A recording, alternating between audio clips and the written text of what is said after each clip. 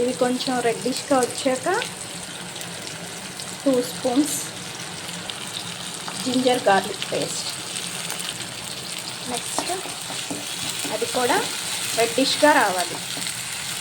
Next కొంచెం పసుపు, సరిపడినంత ఉప్పు, సరిపడినంత కారం వేసి మొత్తం ఒకసారి తిప్పుకోవాలి. కొంచెం ధనియా పౌడర్ యాడ్ చేయాలి. నెక్స్ట్ లివర్ యాడ్ చేయాలి. యాడ్ చేసుకొని ఇదంతా కలిసే వరకు తిప్పాలి.